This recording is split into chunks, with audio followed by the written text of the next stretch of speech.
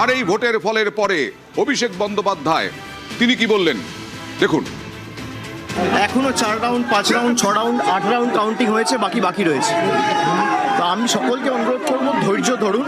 প্রত্যেকটা তৃণমূলের কাউন্টিং এজেন্টকে অনুরোধ করব যে কেউ কাউন্টিং ভেন্যু ছেড়ে বেরোবেন না, কাউন্টিং ভেন্যু ছেড়ে কেউ বেরোবেন না। এটা বিজেপির সংস্কৃতি, এটা বিজেপির সংস্কৃতি। আগে মানুষের রায় কমপ্লিট হোক, নিশ্চিতভাবে সে পর্যালোচনা কোথায় কি হয়েছে, কি খামতি রয়েছে সে হবে। কিন্তু আপনারা শুনলে আপনারা ইতিমধ্যেই জানেন যে বিভিন্ন জায়গায় যেভাবে ইচ্ছাকৃতভাবে এমনকি প্রেস মিডিয়াকেও প্রকৃত ফল বলা হচ্ছে না। আপনি বলতে চাইছেন যে স্লো যে গণনা চলছে, এটা কি একটা উদ্দেশ্য প্রণোদিত? সেটা মানুষ ঠিক করবে। দরকার হলে আমাদের আরো অপেক্ষা করতে হবে।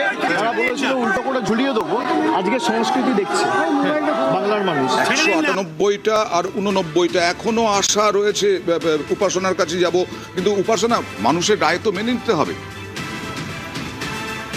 দেখুন, অভিষেক বন্দ্যোপাধ্যায় যে বক্তব্যটা রাখলেন সেখানে উনি স্পষ্ট করেছেন যে মানুষের রায় কিন্তু আমরা সকলেই মাথা পেতে গ্রহণ করব, কিন্তু তার পাশাপাশি আমাদের সকলকে একটা জিনিস বুঝতে হবে যে এখনো যেই সংখ্যক রাউন্ডগুলো বাকি রয়েছে সেই রাউন্ডগুলো দেখার পূর্বেই কারোর মাথায় মুকুট বসিয়ে দেওয়া সেই জিনিসটা উচিত নয়। কোনো সেফোলজিস্ট বলবেন যে এখন 89 থেকে 198 যাওয়া অনেক দূর, যত রাউন্ডই বাকি থাকুক না কেন।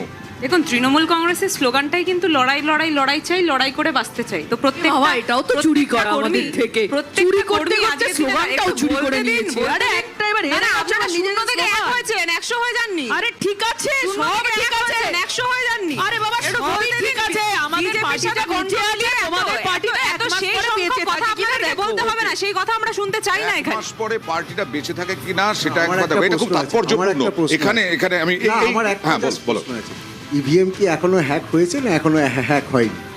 এই জিনিসটা আপনারা খুব ভালো করে উত্তর দিচ্ছি আমি। সেই জিনিসটা বিজেপির প্রতিনিধি সবচেয়ে ভালো করে জানবে। মানে কারণ সেটা গতকাল আমি আমরা বলে নোয়াপাড়া থেকে শুরু করে বিভিন্ন জায়গায় দেখছিলাম যে কিভাবে আমরা আগেও দেখেছি যে ভিভিপ্যাটের কিভাবে স্লিপ রাস্তায় পড়ে আছে, সেই জিনিসটা আমরা দেখতে পেয়েছি দাদা। যদি আপনারা ইভিএম এ কারচুপির কথা বলেন তাহলে তো সাধারণ মানুষের যে রায় তাকে অপমান করা। না, আমি ইভিএম এর কারচুপির কথা বলবো না, ওটা আমাদের পর্যালোচনা করে দেখার পরে আমরা ওটা বলবো।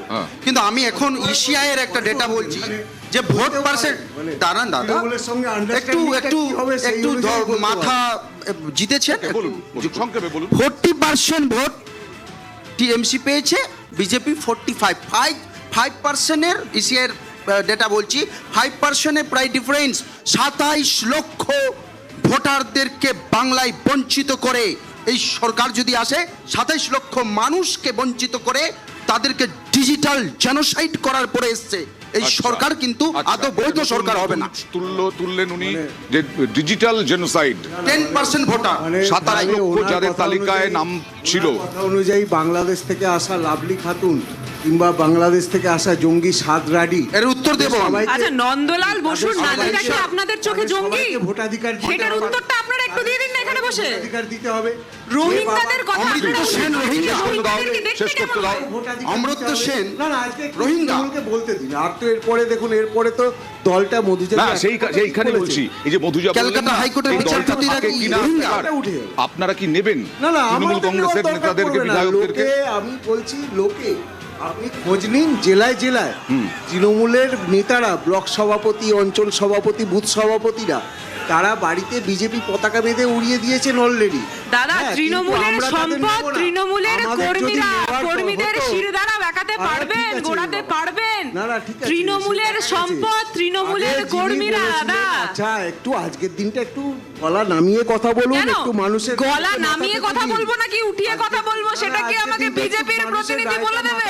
আমি এই বাংলার মাটির একজন সন্তান, আমি বাংলার একজন নাগরিক, আপনি বলে দেবেন আমাকে? বলতে দিন আজকে একটু ওনাকে বলো, শেষ কর কান্নাটা ওইভাবে শেষ কর, তারপরে না। দেখুন আজকে যে এই যে জয়, এই জয় হচ্ছে নরেন্দ্র মোদীর নেতৃত্বের জয়। এই নরেন্দ্র মোদীর নেতৃত্বে বাংলার বিজেপি যে এক হয়ে লড়েছে এবং আমরা যে ভিশন দেখিয়েছি, আমরা যে পরিকল্পনার কথা বলেছি, আমরা এখানে শিল্প আনার কথা বলেছি, আমরা শিক্ষার কথা বলেছি, আমরা স্বাস্থ্যর কথা বলেছি। অপরদিকে আমরা কি দুর্নীতি বিরোধী বিজেপি এলে মাছ বন্ধ করে দেবে, বিজেপি এলে ডিম বন্ধ করে দেবে। আচ্ছা, একটা সরকার 15 বছর চললো, সেই সরকারের তো হিসেব দেওয়ার এই কথা ছিল। পর্বটা আমি আমাদের কত যেহেতু শেষ রাস্তাঘাট করতে হবে, তৈরি আমি করেছি, just কত নতুন মধুজাকে বলি, শহর আমাকে বানিয়েছি, এক মিনিট সময়। কত নতুন হসপিটাল বানিয়েছি। একটা আসন আমি বলছি, কোথাও কি বোঝাতে পারোনি সাধারণ মানুষকে যে তোমরাও শিল্প চাই, তোমরাও কারখানা চাও?